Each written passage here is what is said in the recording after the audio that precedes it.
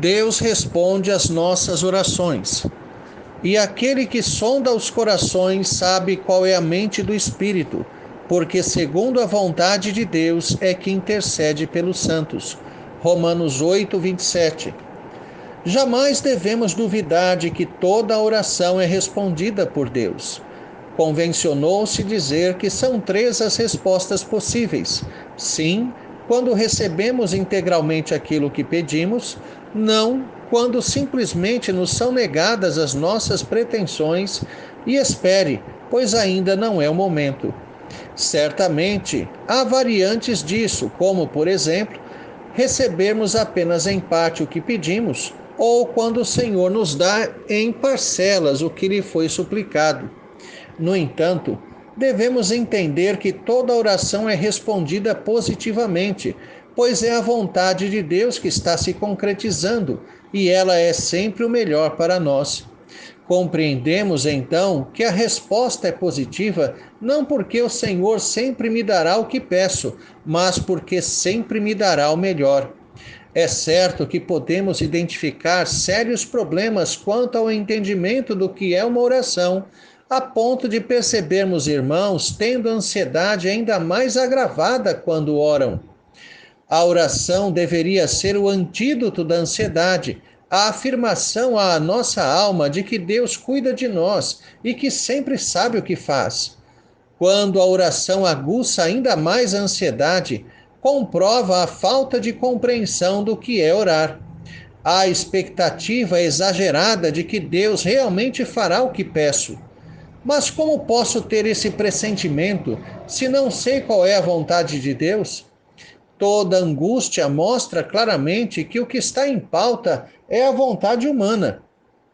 Confiar na resposta que Deus dará às minhas súplicas passa por reconhecer que sou incompetente para guiar e gerir minha própria existência, levando-me, ao invés disso, a confiar cegamente na sabedoria, soberania e onisciência divinas. É a vontade do Senhor, não a nossa, que deve guiar e formatar todas as nossas súplicas. Por isso, é a concretização do propósito de Deus, não o nosso, que deve nos trazer paz e segurança. Jesus Cristo nos ensinou a orar rogando: faça-se a tua vontade, assim na terra como no céu. Como Deus homem, todas as orações que fez refletiam expressamente a vontade de seu Pai, sendo sempre integralmente cumpridas.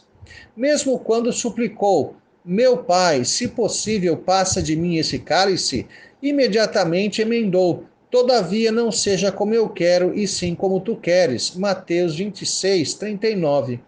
Eis aí o verdadeiro pedido. Pressionado pelas demandas da humanidade, demonstra toda a sua agonia por antever o ápice de seu sofrimento. O Pai haveria de abandoná-lo na cruz por algum tempo, a fim de receber toda a punição pelos nossos pecados. No Getsemane, Jesus mostrou de forma dramática e radical, na prática, o que significa seja feita a tua vontade. Diferente de nosso Senhor, não conhecemos a vontade de Deus e, por isso, não sabemos pedir. Certamente, condicionamos sempre as nossas súplicas à divina vontade, mas não conseguimos rogar estritamente o que o Senhor quer de nós. Para resolver essa questão, é que o Espírito intercede por nós com gemidos inexprimíveis. Romanos 8, 26. Ele traduz as nossas orações, tornando-as a expressão exata daquilo que Deus tem preparado para nós. Ele intercede segundo a vontade de Deus.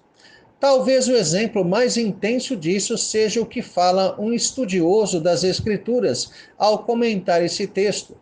Conta que um pastor adoeceu seriamente, portador de moléstia incurável aos olhos dos homens.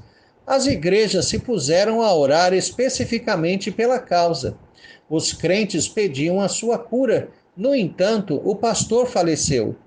Entendemos então exatamente o que ocorreu.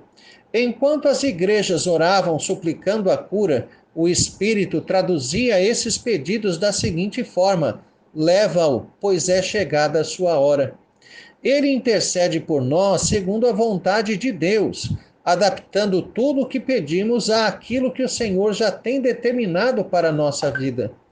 É importante entender assim que a oração que é integralmente atendida não é aquela que pensa ter convencido Deus da vontade humana, mas a que convence o homem da vontade divina. Uma oração jamais modificará a vontade de Deus. Então, por que oramos?